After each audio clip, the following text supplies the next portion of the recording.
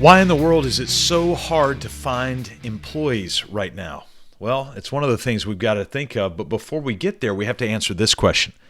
When do you hire employees for a small business? He finally admitted, we were so desperate to find people that our hiring process consisted of simply determining if somebody had a pulse. Unfortunately, this is where many business owners tend to find themselves as their business grows and they become a slave to the soupy chaos of product creation, delivery, billing, payables, taxes, and dealing with employees. The good news is that regardless of your business and regardless of your industry, it does not have to be that way. There is hope, and that hope comes dressed in what looks like hard work. You're going to discover the first step in finding purpose-centered and value-fitting people to help you accomplish the mission of your business, and it actually has nothing to do with hiring. In early history, a team of 12 spies were commissioned and sent on a reconnaissance mission to discover a significant section of land in the Middle East to determine if they were fit and ready to take over that land. As with most group decisions, there was dissension among the spies as to the fitness of their small nation to annex this land that belonged to other groups. In fact, only 2 of the 12 spies had confidence to move forward. Their confidence held firm, and eventually this tiny nation-state moved in to occupy a territory of land that was promised to their forefathers years prior and still occupy sections of that land today. Before you hire, it's important to have the mind of a reconnaissance spy, peeking into your own business and asking your business some pointed questions. That's right. Hey, I've got questions for you, business. When in London riding the tube, you'll hear an automated voice imploring you to mind the gap. When you feel a gap in your business, there is an urge to fill that gap with an employee and to do it fast. But before you send a new employee into the gap that you feel, it's crucial that you first see the gap and to slow down. So I thought I'd share with you 4 questions that you can ask your business to determine if it's time to fill the gap by hiring employees. First question, have we properly delegated all tasks to our existing employees? I'll never forget, a bookkeeper called me one day in total frustration and said, if one more client drops off a shoebox of receipts for me to organize for them, I'm going to quit. Her client abdicated their responsibility, and my friend was in a no-win situation. Abdication is the failure to adequately prepare so that others pay the consequence for your lack of preparation.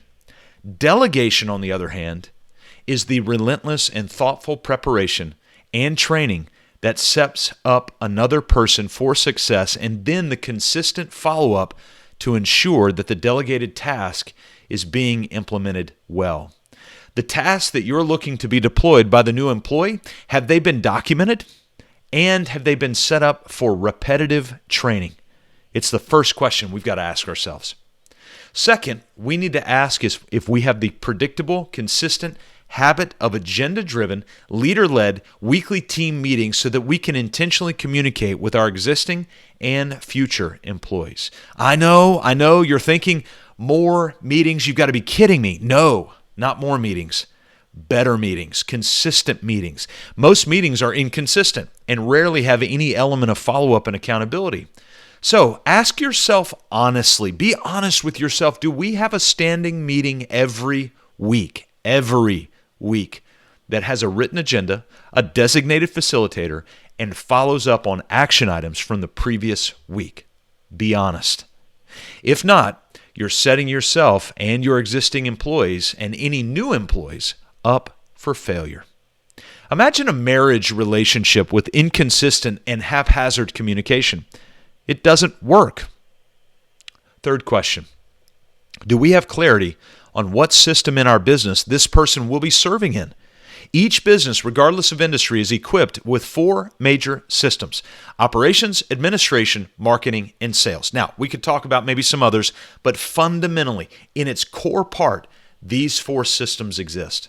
So what system or systems will this new employee be a part of? And then what processes will they own within each one of those systems?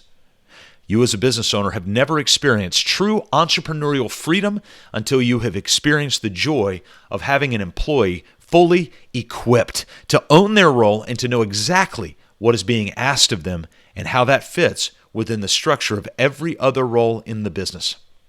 Your org chart and process roadmap will allow them to see what parts of the business are fully dependent on them and which parts of the business there are other team members to help with.